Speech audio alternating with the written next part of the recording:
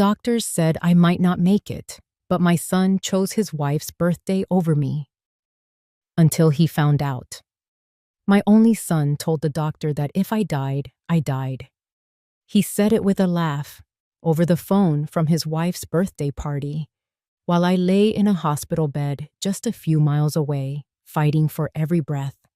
This is the story of how I found out the truth, and how I made him pay for it. Before we continue, please subscribe to the channel and let us know where you are listening in the comments. My eyelids fluttered, feeling heavy as lead shutters. For a moment, there was only darkness, a thick, velvety black. Then, a pulsing green light blinked into existence somewhere to my left, painting strange, fleeting shapes on a stark white ceiling. The only sound was the steady, rhythmic beep of a machine, a lonely metronome in an unnervingly quiet room, a sharp, sterile scent. The kind that screams hospital filled my nostrils. I tried to move my hand and felt a dull ache, the pull of a plastic tube taped to my skin. I was trapped. The door creaked open, a sound that seemed impossibly loud in the silence. Two figures in scrubs slipped inside, their rubber-soled shoes whispering against the linoleum floor. I let my eyes fall shut again, my breathing deliberately slow and even. I don't know why I did it. It was a primal instinct, a sudden, urgent need to be invisible. One of them moved closer, her presence a faint warmth beside the bed. I heard the rustle of a chart's pages turning. "Her vitals are finally stabilizing," one voice whispered, laced with relief. "Thank God," the second voice replied, heavy with exhaustion. "For a few hours there, I didn't think she would make it." A pause. I imagined them looking down at me, this frail woman tangled in wires and tubes. "I still can't get over it, though," the first voice said, lower this time, almost conspiratorial. "The son?" the second voice guessed immediately. "Her only child, not even here." Dr. Carter called him personally when she was at her worst, the second nurse continued, her voice hardening. "You know what he said?" "What?" "He couldn't make it. He was busy." At his wife's birthday party. The words hung in the air, so absurd, so monstrous, that my mind refused to accept them. Adrian, my Adrian, at a party? While I was... "You're kidding me," the first nurse breathed, horrified. "A birthday party?" "It gets worse," the second nurse said, her voice dropping to a bitter whisper. "Dr. Carter told me he actually laughed. He said something like, 'Well, she's old. It was bound to happen sooner or later.'" A coldness unlike any illness spread from my chest, seeping into my limbs, chilling me to the bone. The machine beside me picked up its tempo, its beeps accelerating with my frantic heart. I fought to keep my expression placid, to keep my breathing steady. It couldn't be true. It was a nightmare, a cruel trick of the morphine dulling my senses and twisting reality. My son, my sweet boy whom I had raised, loved, and sacrificed everything for, could not have said those words. He could not be that person. But as the nurses finished their checks and slipped back out of the room, leaving me once again in the pulsing green glow, their words remained.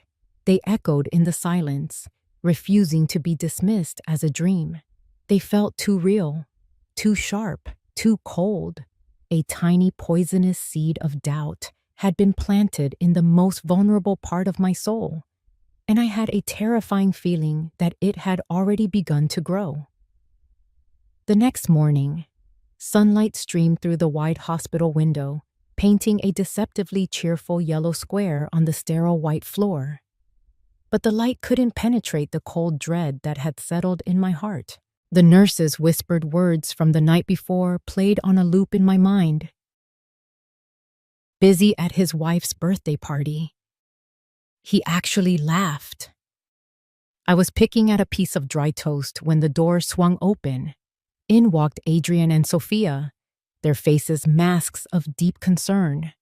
Sophia rushed to my side, her manicured hands fluttering near my shoulder but not quite touching it. "Oh, Mother Ellison, you're awake. You gave us the most terrible scare," she said, her voice a pitch too high. Adrian followed, placing a small, sad-looking basket of carnations on the bedside table. "Mom, how are you feeling? We were worried sick all night." I looked at my son.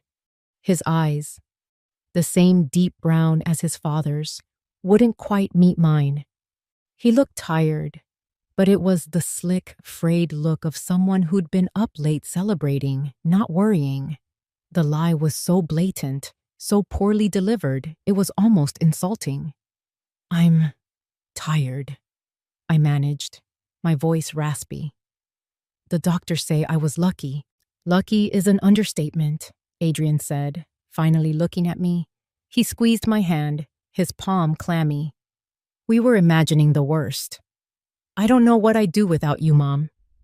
Sophia nodded enthusiastically, her perfectly styled blonde hair bouncing. Adrian was just beside himself. He barely touched his dinner last night. We just sat there, waiting by the phone. I stared at them, this perfect, caring couple. It was a flawless performance. The loving son, the devoted daughter-in-law. Every line was delivered with practiced sincerity. Yet, something was off. The way Sophia's smile didn't reach her eyes. The way Adrian kept glancing at his watch. I felt like I was watching a play, and I was the only one in the audience who hadn't been given a script. Just then, a young man in a courier's uniform knocked briskly on the open door. He was wrestling with an enormous, ostentatious floral arrangement, a cascade of white lilies, exotic orchids, and birds of paradise that was so large it barely fit through the doorway. It made Adrian's little basket of carnations look like a weed patch. "Delivery for the Ellisons," the young man announced cheerfully. He scanned a slip of paper. "Big congratulations on the successful event." The room went silent. I saw Adrian's face drain of all color. He shot a panicked look at Sophia, who had frozen mid-smile. "There must be some mistake," Adrian said quickly, stepping between the courier and my bed. His voice was tight. "We didn't order any flowers." "It says right here," the courier insisted, holding up the order form. "Sophia and Adrian Ellison, St. Mary's Hospital, room 302, from the board of the Children's Literacy Fund." He beamed. "Must have been quite a party." "It's a mix-up," Adrian snapped, his voice sharp with an authority that bordered on rude. He started to herd the young man back toward the door. "Take them back. We're dealing with a family emergency here." But it was too late. My eyes had locked onto the large, cream-colored card tucked among the lilies. The gold-embossed script was perfectly clear, even from across the room.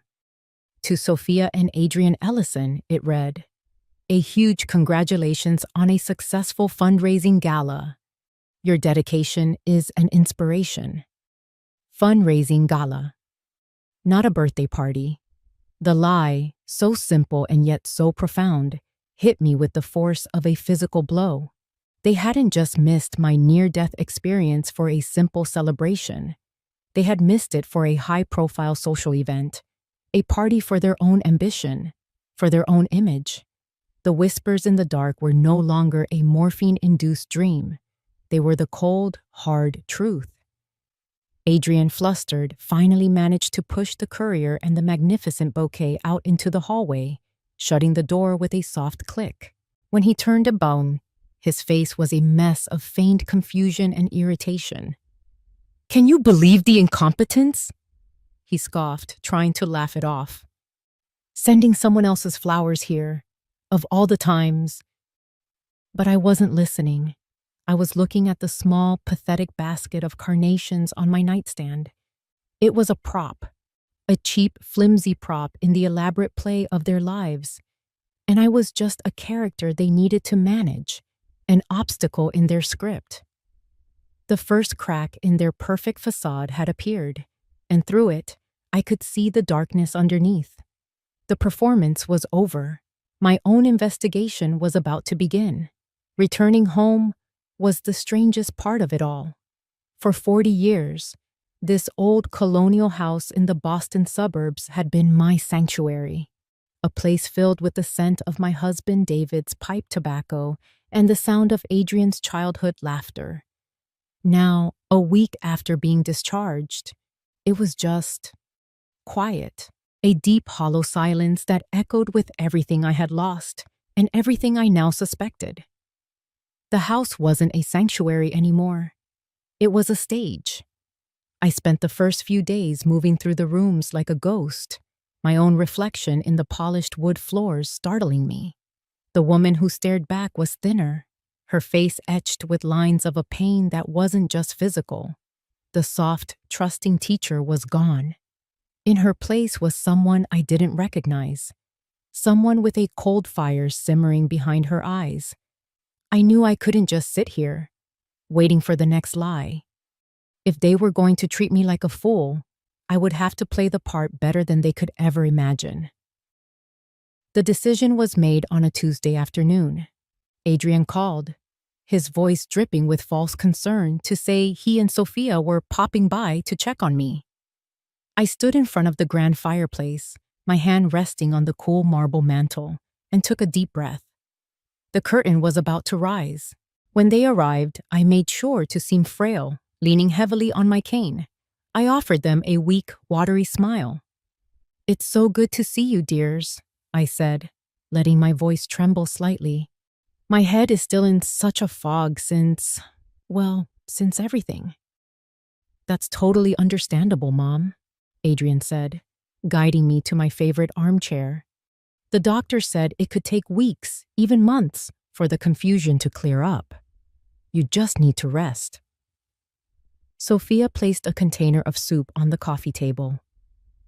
"We brought you some butternut squash soup, your favorite. We just want to make sure you're eating." They were so perfect, so caring. It made my stomach turn. I let them fuss over me for a few minutes before I began. "You know," I started, looking into the middle distance as if trying to grasp a fleeting thought. "A funny thing popped into my head today. Adrian, that $50,000 I gave you for that wonderful green energy project you were so excited about. How is it doing? I can't for the life of me remember what you said it was called." I watched them. It was almost imperceptible, but I saw it. A flicker in Adrian's eyes, a quick, sharp glance exchanged with Sophia. He recovered instantly, putting on a reassuring smile. "Oh, that. It's doing great, Mom, really great," he said smoothly. "It's a long-term investment. You know how these things are. The market's a little shaky, but it's poised for a huge breakthrough. You don't need to worry your head about it."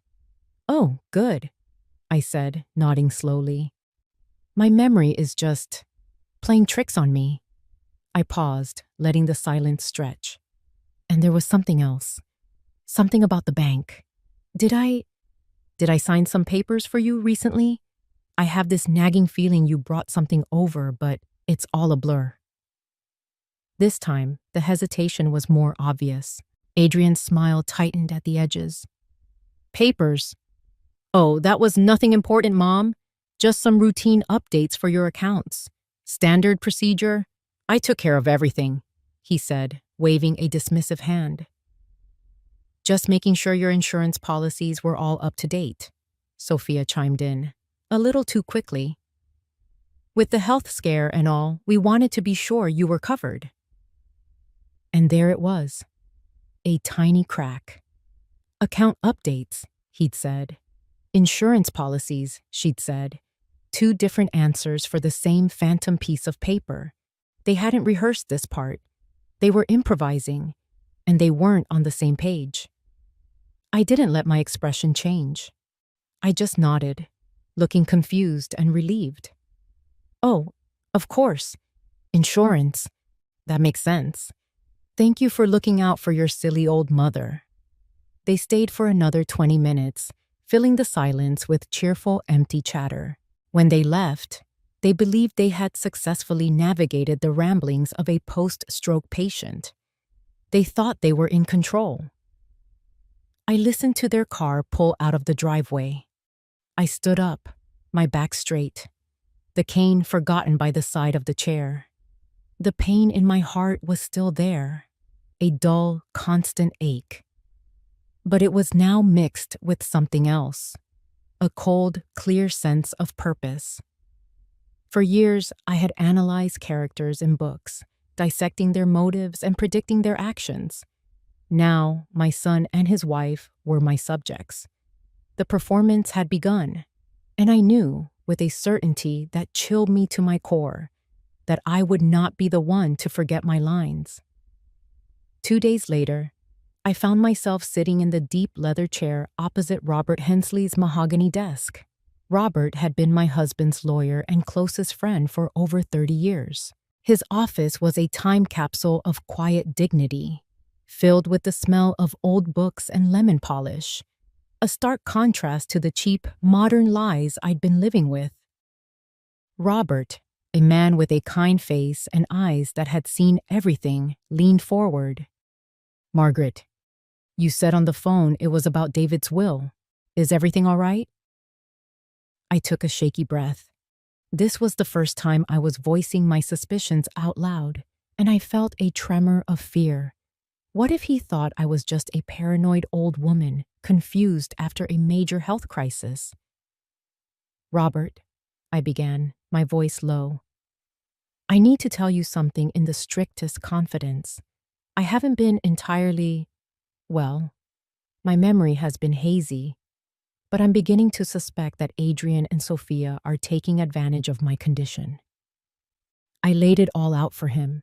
The conflicting stories about the papers I'd supposedly signed, the vague answers about the $50,000 investment, the unsettling feeling that I was being managed, handled. I told him about my act, my feigned confusion. Throughout my story, Robert didn't look surprised. He just listened, his expression growing more and more grim. When I finished, he was silent for a long moment, steepling his fingers under his chin. "Margaret," he said finally, his voice full of a sad gravity. "David saw this coming. He hoped he was wrong, but he was never one to leave things to chance." "What are you talking about?" I asked, my heart beginning to pound. "David loved Adrian more than anything," Robert said gently. "But he wasn't blind. He saw the boy's ambition, his weakness for the easy way out.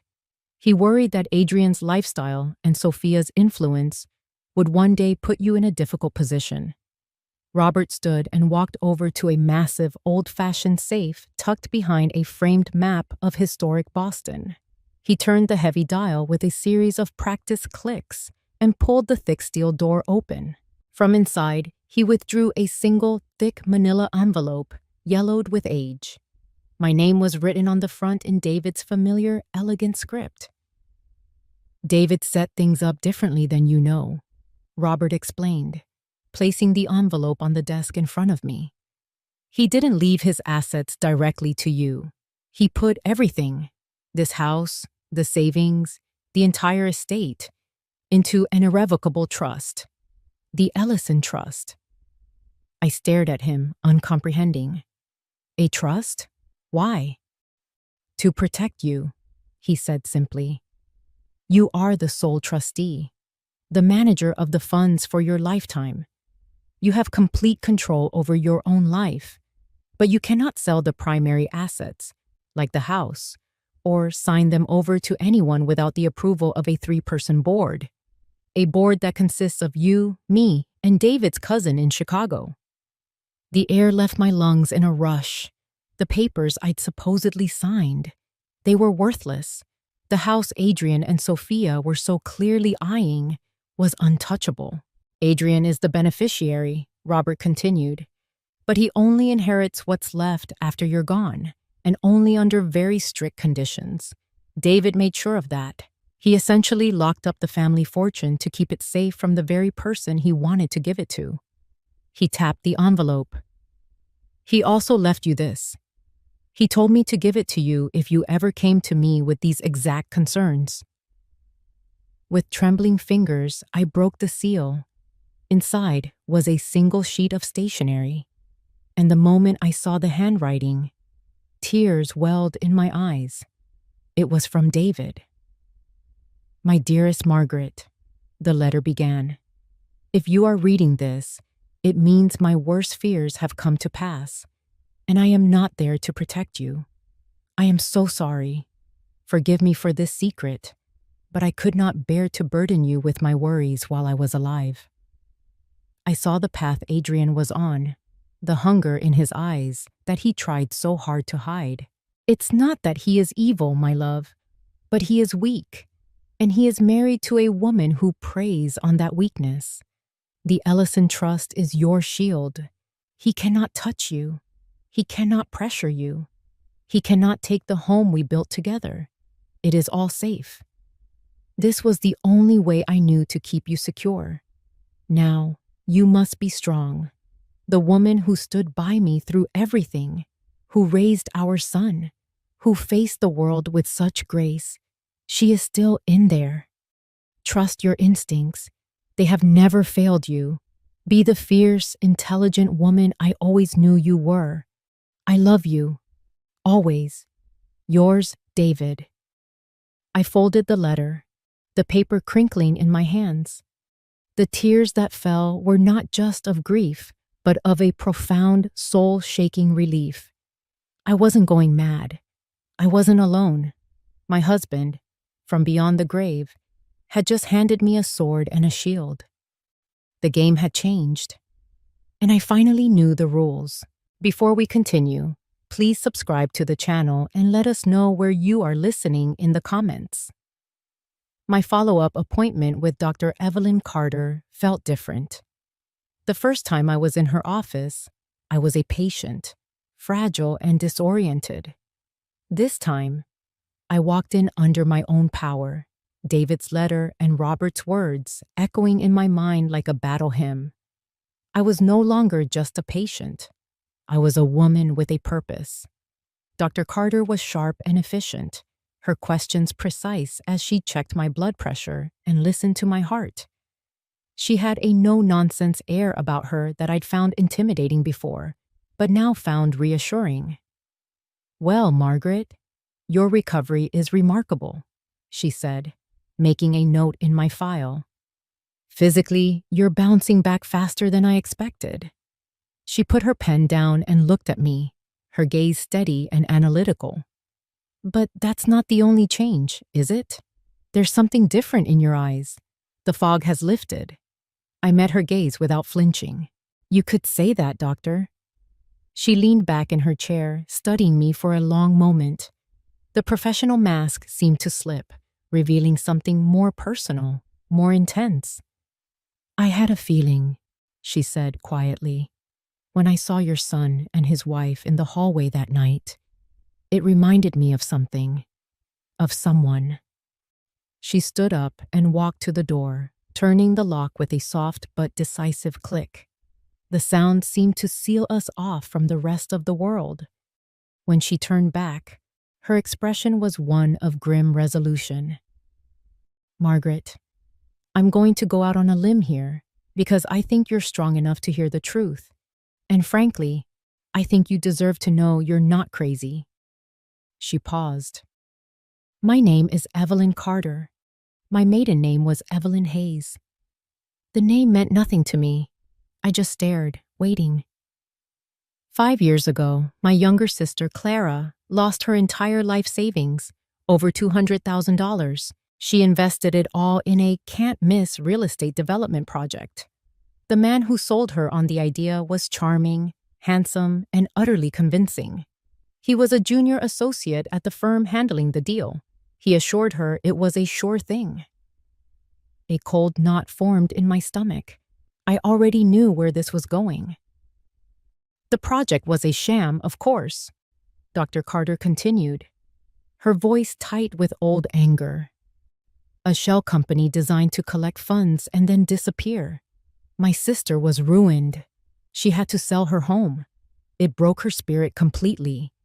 The junior associate who roped her in claimed he was just as much a victim as the investors. He was never charged, but we knew. We always knew he got a cut. She let the silence hang in the air before delivering the final blow. That man's name was Adrian Ellison. The world tilted on its axis. It all clicked into place. Her pointed questions that night, the strange intensity in her eyes. She wasn't just a random doctor on call. Fate, it seemed, had a flair for the dramatic. So when the ER nurse told me Margaret Ellison was admitted in critical condition and her son was being difficult, Dr. Carter said, her voice laced with ice. I knew I had to make the call myself. It wasn't just about getting consent for treatment. It was a test. I wanted to hear for myself what kind of man he'd become. She walked to her desk and opened a drawer, pulling out a small black USB flash drive. She held it between her thumb and forefinger. He failed the test, Margaret. Spectacularly. She placed the flash drive in my palm. It felt cold and heavy, impossibly so for such a small object. Hospitals like ours have a protocol, she explained. For critical care situations where next of kin are contacted by phone, the calls are recorded. For legal and liability reasons, it's standard procedure. This is a copy of my conversation with your son. She looked me straight in the eye. Every single word, including the part where he laughed. I closed my hand around the drive, the plastic edges digging into my skin. The whispers I'd heard in the dark, the lies about the fundraising gala, the secret of the trust. They were all pieces of a puzzle I had been assembling in the dark. This tiny piece of plastic was the last one. It was the piece that showed the whole ugly picture. I felt a strange, unexpected kinship with the woman standing in front of me. Two strangers, bound together by the same man's casual cruelty. Thank you, I whispered, my voice hoarse. Dr. Carter just nodded. Use it when you're ready, she said. Justice has a way of being patient. I drove home from Dr. Carter's office in a daze, the small USB drive a cold, hard weight in my coat pocket. The familiar tree-lined streets of my neighborhood, with their stately colonial houses and perfectly manicured lawns, seemed like a movie set. Everything looked the same, but the reality underneath had been ripped away, exposing something rotten and ugly. I was no longer a grieving widow trying to make sense of a health scare. I was a woman who had been handed a weapon. I parked the car in the garage and walked into the house, the silence greeting me like an old, unwelcome friend. I didn't stop in the kitchen to put my purse down. I didn't pause in the living room. I walked straight up the grand staircase, my steps sure and steady, my hand gripping the polished oak banister. I had a destination. In my bedroom, the afternoon sun cast long shadows across the floor. I walked to the far wall, to the large framed oil painting of a New England seascape that David had bought me for our 20th anniversary. My hands were steady as I lifted it from its hook and carefully set it on the floor. Behind it was the thing no one but David, Robert, and I knew about. A small black wall safe, flush with the floral wallpaper. My fingers trembled slightly as I spun the combination dial. Our anniversary, followed by my birthday. A sequence of numbers that had once represented love and security. The lock clicked open with a soft metallic thud. Inside, things were just as David and I had left them. A stack of old stock certificates, mostly worthless now, but too sentimental to throw away. The deed to the house. David's gold watch that he was given upon his retirement. A small velvet pouch containing my mother's diamond earrings. And tucked in the back, a small leather-bound box. My heart hammered against my ribs. I knew what was supposed to be in that box. I reached in and pulled it out. The leather was soft and worn under my fingertips. For a moment, I just held it, a wave of memories washing over me.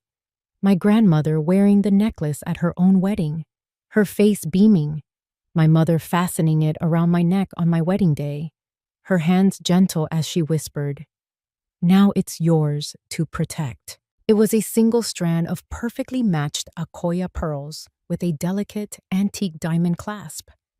It wasn't the most valuable piece of jewelry we owned in terms of money, but in terms of sentiment, it was priceless.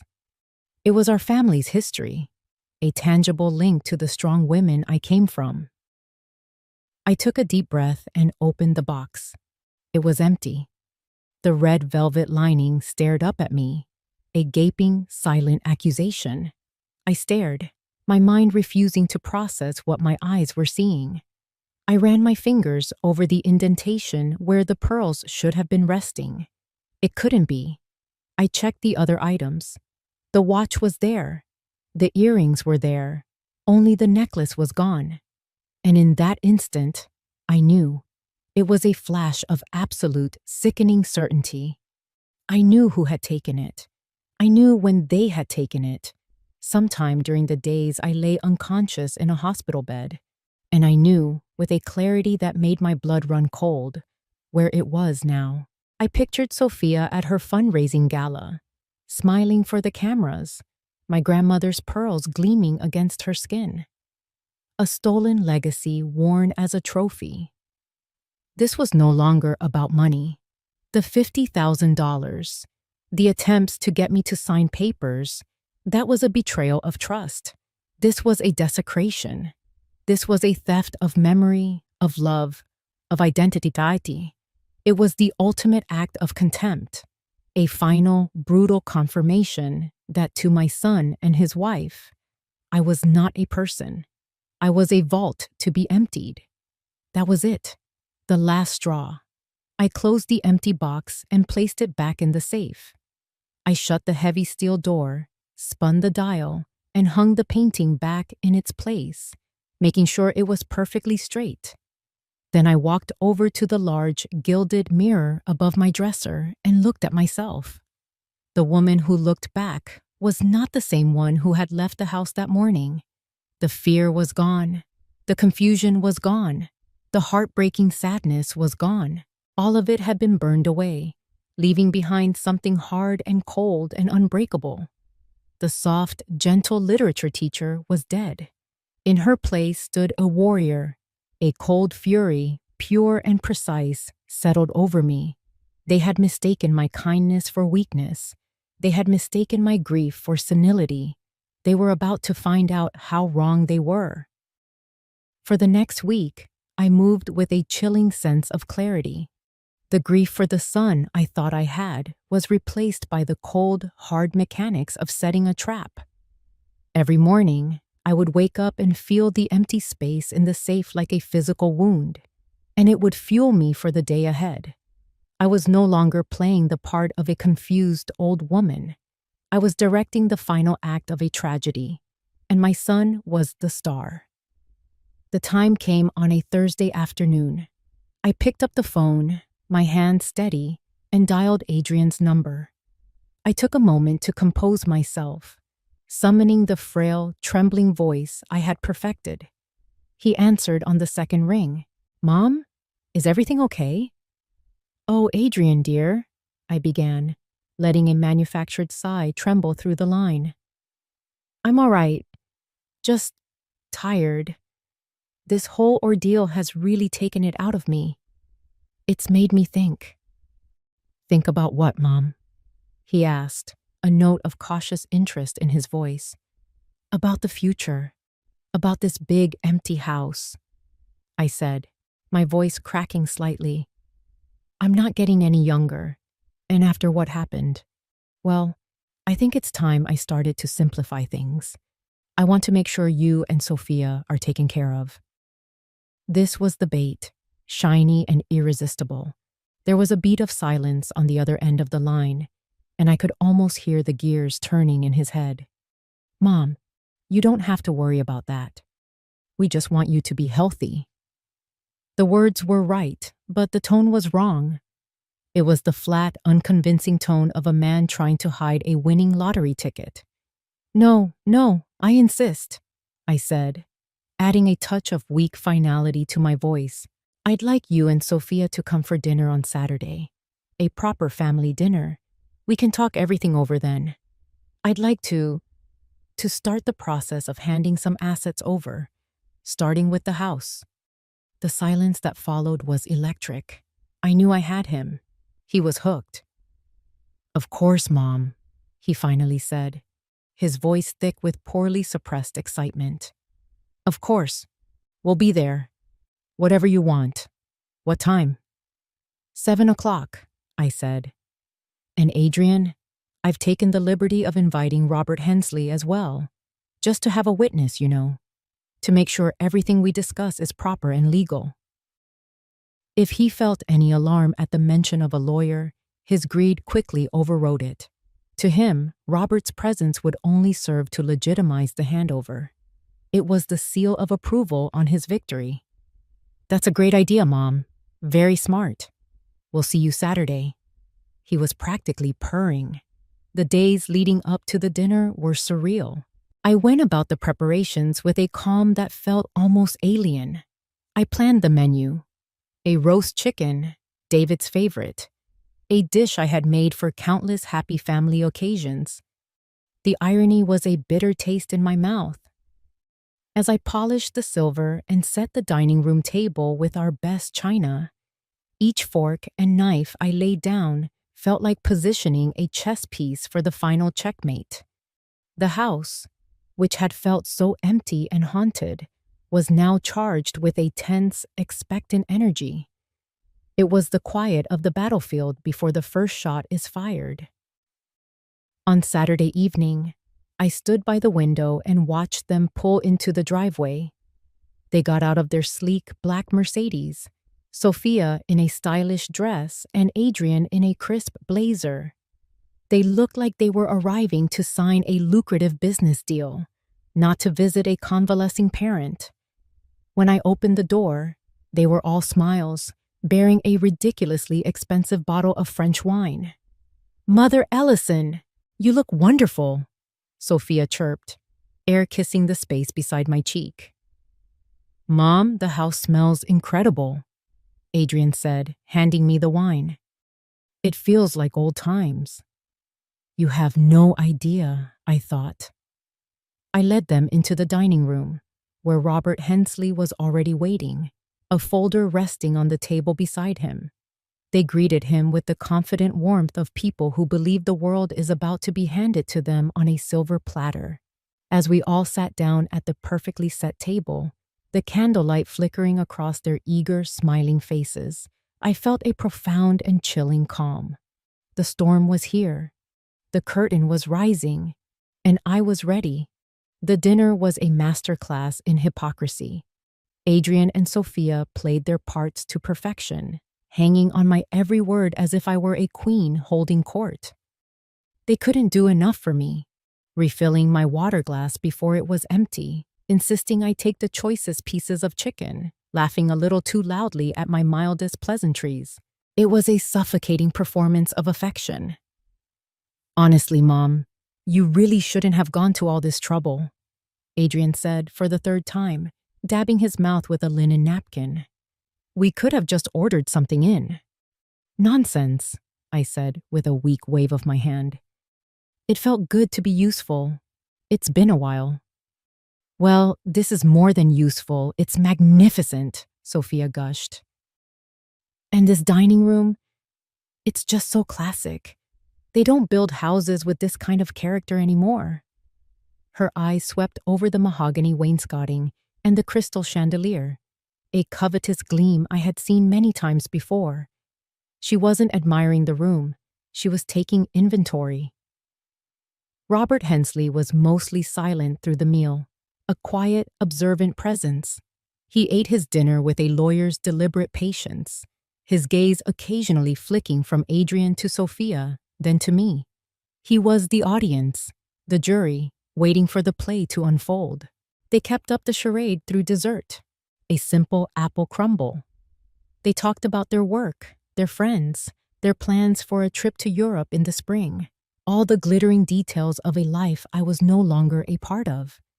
They spoke as if my health scare was a temporary inconvenience that had now been tidied up, allowing them to resume their regularly scheduled programming. Finally, when the coffee was poured, I decided it was time. I let out a long theatrical sigh and pressed my hand to my chest.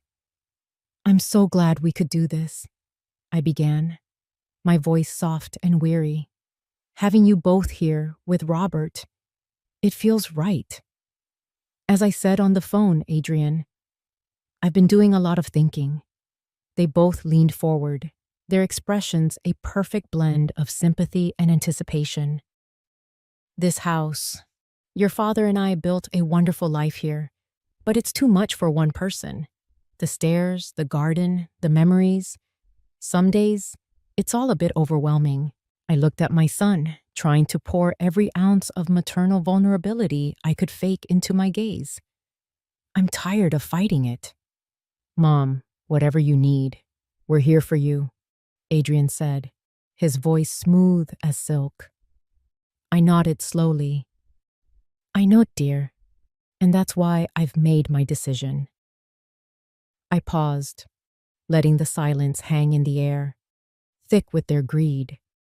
I looked from Adrian to Sophia, then over to Robert, who watched me with an unreadable expression.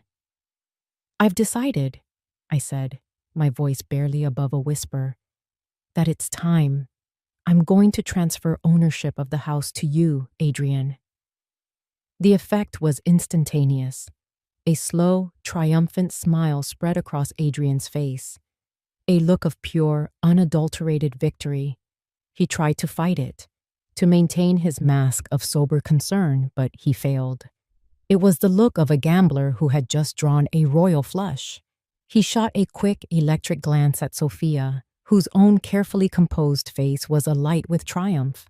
She gave him the slightest, almost imperceptible nod, a silent confirmation that their long game had finally paid off. "Mom," Adrian started, his voice thick with emotion, or at least a convincing imitation of it. I don't know what to say.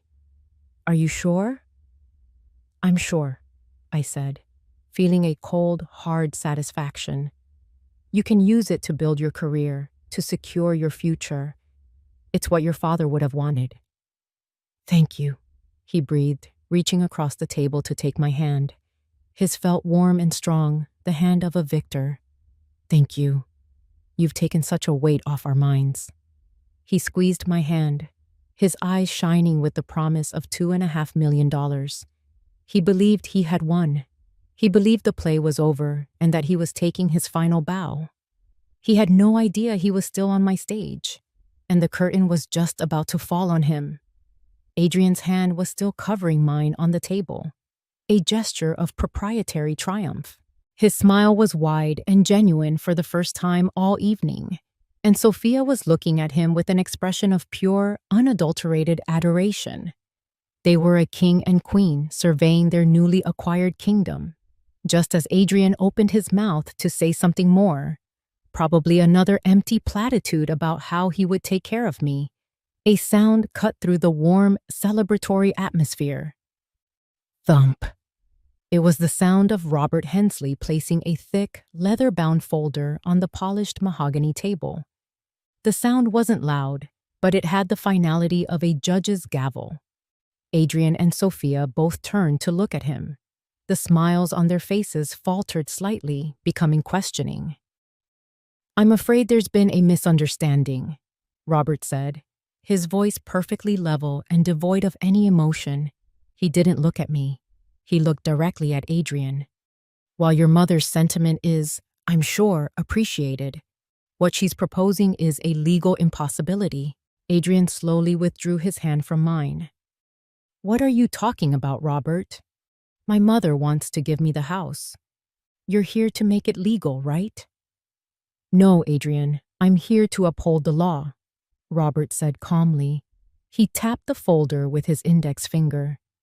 And more specifically, I am here to uphold the legally binding terms of the Ellison Trust. The what? Sophia asked in Besson, her voice sharp and brittle. It was the first time she had spoken in 10 minutes. Robert opened the folder, revealing dozens of pages of dense legal text. The Ellison Trust, an irrevocable trust established by your father, David Ellison, over a decade ago. Upon his death, nearly all of his assets, including this house, the savings, the investment portfolios, everything, were transferred into this trust. Adrian stared, his face a mask of confusion. A trust? Why would he do that? He left everything to Mom. That's the common misconception, Robert said. And for the first time, I saw a flicker of something like pity in his eyes. He didn't leave his assets to your mother. He left them in the care of your mother. She is the primary trustee and lifetime beneficiary, which means she has the full and unrestricted use of the estate to live on for the rest of her life. But she does not own the assets themselves. The trust does. The color began to drain from Adrian's face. Sophia was completely still. Her eyes narrowed, processing every word with the intensity of a predator. I don't understand, Adrian stammered. What does that mean?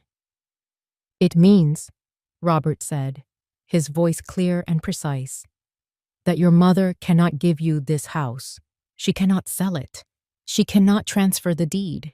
She cannot even take out a second mortgage on it. Any such action would require a unanimous vote from the trust's 3-person board of directors. Board of directors? Adrian echoed, his voice rising in disbelief. That would be your mother, Robert said, gesturing to me. Myself, as the family's legal counsel, and your father's cousin, Eleanor Vance, in Chicago. He paused, letting the weight of his words sink in. I can assure you, Adrian, that any motion to sign this property over to you would be dead in the water. The silence in the room was absolute. The cozy, candlelit dinner party had vanished, replaced by the cold, harsh reality of a legal proceeding. Adrian's face had crumpled. The triumphant smile was gone, replaced by a slack-jawed look of utter bewilderment. He looked like a man who had just been told the winning lottery ticket he was holding was a forgery. Sophia's reaction was different. There was no confusion on her face. There was only a dawning icy rage. She stared at Adrian, and in her eyes, I saw the exact moment her adoration curdled into contempt. She had backed the wrong horse. Adrian finally found his voice, a strangled, desperate sound. This is a joke. This has to be some kind of sick joke, he said, shaking his head, looking from Robert's impassive face to my own. Right, Mom? Tell him. Tell him it's a joke. The play was over. The house of cards had collapsed, and he was standing in the ruins, finally understanding he had never held a single one. Adrian's desperate plea hung in the dead air of the dining room. Tell him it's a joke, Mom. His voice was thin, pleading. He was looking for an escape hatch, a way to rewind the last 5 minutes. He was looking to me, the woman he had so thoroughly underestimated, to save him. I ignored him completely. I let his question dissolve into the oppressive silence and slowly turned my head, my gaze settling on Sophia. She was sitting ramrod straight, her face a pale, tight mask of fury. She was already calculating, her mind racing to find an angle, a way to spin this disaster. You know, Sophia, I said, my voice calm and conversational, as if we were discussing the weather. I've been meaning to tell you all evening. That's a truly beautiful necklace you're wearing. She was startled, thrown off balance by the abrupt change of subject. Her hand instinctively flew to her throat, her fingers brushing against the cool pearls. Oh, thank you, Mother Ellison. Adrian gave it to me. Did he? I said, a faint, cold smile touching my lips. He always did have his father's eye for quality. It was my grandmother's, you know. She wore it on her wedding day in 1932. Sophia's hand froze on the necklace. The blood drained from her face, leaving 2 bright spots of rouge on her cheeks. I don't know what you're talking about. This is new. From a boutique downtown. Is it? I continued, my voice still gentle, still serene. Then you won't mind letting me see the clasp. My grandmother's had the most peculiar detail. Her initials, EM, for Eleanor May, were engraved on the back in a tiny scrolling script. So small you'd miss it if you weren't looking for it. The jig was up. Sophia didn't have to look. She knew. The panic in her eyes was a confession. She looked at Adrian, and for the first time, I saw raw, undiluted fear on her face. She hadn't just been caught in a lie. She had been caught wearing stolen goods. She was an accomplice. Adrian looked as if he'd been turned to stone. His mouth was slightly open, his face a pasty, grayish color under the warm candlelight. But I wasn't finished. This was merely the opening act of their public ruin. I reached into the pocket of my cardigan and pulled out the small black USB drive Dr. Carter had given me. I also produced a small, sleek digital audio player. I placed them both on the table with deliberate care. The slight click of the USB drive sliding into the player was unnaturally loud in the silent room. You see, the thing about lies, I said, looking from my son's terrified face to my daughter-in-law's, is that they multiply. You tell one, and soon you need 10 more to cover it up. You told me you were at a birthday party. You told me you were worried sick. You told me you were waiting by the phone. I pressed the play button. First, there was the clear, professional voice of Dr. Carter. Mr. Ellison, this is Dr. Carter from St. Mary's. I'm calling about your mother, Margaret.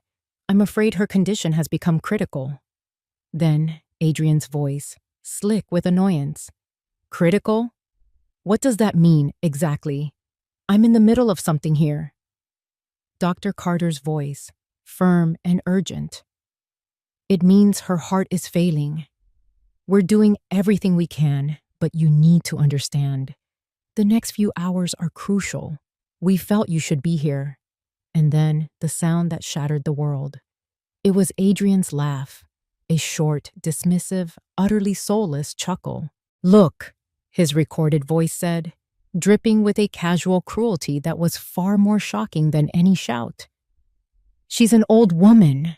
This was bound to happen sooner or later. If she dies, she dies. The recording ended. I pressed stop. The silence that rushed back in was heavier, colder, and more terrible than before. Adrian was completely broken. He stared at the small black device on the table as if it were a venomous snake. There was no defense, no explanation, no lie big enough to cover this. But it was Sophia's reaction that was the true final judgment. She slowly turned her head to look at her husband. The fear was gone from her eyes. The anger was gone. All that was left was a look of pure, bottomless disgust. She was looking at him as if he were a piece of filth she had accidentally stepped in. She had hitched her wagon to a man she thought was a cunning wolf, only to discover he was nothing but a pathetic, heartless thief. And in her eyes, I saw his entire future crumble to dust. The silence that followed the recording was a living thing, thick and suffocating. It pressed down on us, filled with the ghost of Adrian's laughter and the finality of his words. If she dies, she dies. The dining room, which had been the stage for my quiet vengeance, now felt like a courtroom after the verdict has been read. Guilty. Adrian sat hunched over, his hands covering his face. He was making a low, wounded sound, like an animal caught in a trap. Sophia, however, had already moved past disgust. Her face was now a mask of cold, hard calculation. She was assessing the damage, not to our family, but to her own future. I could see the writing on the wall in her eyes. She was already planning her escape. It was Robert Hensley who broke the spell. He neatly squared the documents in his folder, his movements precise and methodical. He was no longer just the family lawyer. He was an officer of the court, and the time for family drama was over. "There is one final piece of business," he said, his voice cutting through Adrian's quiet sobbing. He looked at my son, his expression devoid of any sympathy. "Adrian, your father's trust was designed to protect your mother from your greed. But it was also designed to protect the estate itself. It seems you put that to the test." Adrian looked up, his face blotchy and tear-streaked. "What are you talking about?" "I received a call last week," Robert said calmly, "from a senior loan officer at Boston Merchant Bank. He was conducting due diligence on a rather substantial business loan application you had submitted, a loan for $200,000. Adrian flinched as if he'd been struck. "It seems," Robert continued, his voice as sharp and cold as ice, "that you listed this house as your primary collateral. You submitted a forged document claiming to have power of attorney over your mother's financial affairs, and were attempting to leverage an asset that, as we've just established, you have absolutely no legal claim to." He let that sink in. "The bank, of course, ran a title search, which led them to the Ellison Trust, which in turn led them to me. I informed them of the true legal standing of this property." He paused, his gaze unwavering. "Attempting to secure funds by knowingly misrepresenting the ownership of an asset is a textbook definition of bank fraud, Adrian. It's a federal offense." The room went completely still. Even Adrian's pathetic whimpering stopped. The words hung in the air, heavier and more menacing than anything that had been said all night. Fraud, federal offense. "You're not just out of the running for an inheritance, son," Robert said, the word son dripping with a weary disappointment. "You're facing the very real possibility of prison time. They don't take these things lightly." That was it. That was the other shoe dropping. For Sophia, it was the final signal. This was no longer about a lost inheritance. This was about public disgrace, legal fees, and the stinking, unglamorous reality of being tied to a common criminal. Her carefully constructed life was about to be torched, and she had no intention of going down in flames with her husband. With a swift, decisive movement, she stood up. Her chair scraped harshly against the hardwood floor. She didn't look at Adrian. She didn't look at me. Her movements were fluid and reptilian. She reached up, her fingers working deftly at the antique clasp of my grandmother's necklace. She unfastened it, and for a moment held the strand of pearls in her hand. Then, with a look of utter contempt, she tossed it onto the center of the table. The pearls landed with a soft, clattering sound next to the digital audio player, a final damning piece of evidence. And then, without a single word, she turned and walked out of the room. We listened to her high heels clicking across the marble floor of the foyer, the sound of the heavy front door opening, and then the decisive final slam as it shut behind her. She had cut her losses. She had thrown him under the bus without a moment's hesitation. Adrian watched her go, his face a mask of utter devastation. In the space of one evening, he had lost everything. The money he had schemed for, the wife he had conspired with, the reputation he had curated, and now his freedom. He was left with nothing but the consequences of his own character. He finally lowered his head onto the table, and the sound of his broken sobs filled the room. 6 months later, the world looked different. I was standing on the balcony of a bright, airy apartment overlooking the Atlantic. The salty air whipped strands of my hair across my face, and the cry of gulls replaced the oppressive silence of the old house. Below me, the ocean stretched out, vast and blue and endless. It was the color of freedom. After the dust had settled from that terrible night, I had Robert put the house on the market. With the board's full approval, it sold in less than a month. A young family with laughing children bought it, and I felt a sense of relief watching them bring new life into a place that had become a monument to lies. A large portion of the money went to establishing the David Ellison Memorial Scholarship Fund for underprivileged literature students. It felt like the perfect way to honor the man he was. The rest was more than enough for me to live comfortably, on my own terms. My days were simple now. I read, I walked on the beach, and I tended to the collection of terracotta pots on my balcony, coaxing bright red geraniums and stubborn lavender to bloom. It was on a sunny Tuesday morning, while I was watering these flowers, that the mail arrived. Among the bills and catalogs was a single plain envelope with a postmark from a city I'd never been to in Ohio. The return address was just a P.O. box, but I knew the handwriting instantly. It was Adrian's. My hands didn't tremble. My heart didn't race. I simply took the letter inside, sat down in my favorite armchair overlooking the sea, and opened it. The letter was short, written on cheap lined paper. There were no apologies, no excuses, no pleas for forgiveness. He knew, I suppose, that those words would be meaningless. Instead, he just wrote about his life. He wrote about waking up at 5 a.m, his hands calloused and raw from his job on a construction crew. He described the simple exhaustion he felt at the end of the day, the satisfaction of building something real with his own 2 hands. He mentioned that he was living in a small, rented room and that after his legal fees were paid, he had just enough to get by. He said the work was hard, but it was honest. It was the first honest thing he'd done in a long time. He didn't ask for anything. He didn't ask me to write back. He just signed it. Your son, Adrian. I read the letter twice, then folded it and placed it on the table beside me. I felt a distant, quiet sadness for the boy he could have been, for the man he was now forced to become. But I didn't feel anger anymore. The rage had burned itself out, leaving behind a clean, quiet peace. He was a stranger to me now, living a life a world away, and perhaps that was for the best. Later that week, Robert Hensley called. He told me that Adrian had taken a plea bargain.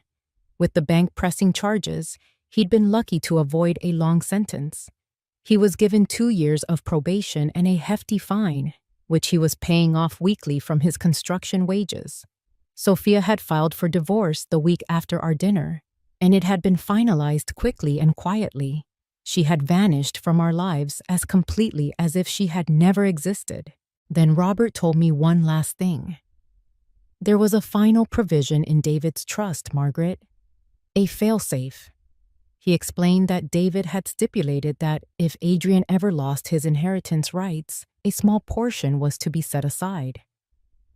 After 5 full years of holding down a legitimate job and staying on the right side of the law, Robert said, the board is authorized to grant him a small one-time stipend, not enough to make him rich, just enough to start over, a clean slate. I listened, and a slow smile spread across my face. It was so perfectly David. Not a pardon, but a chance.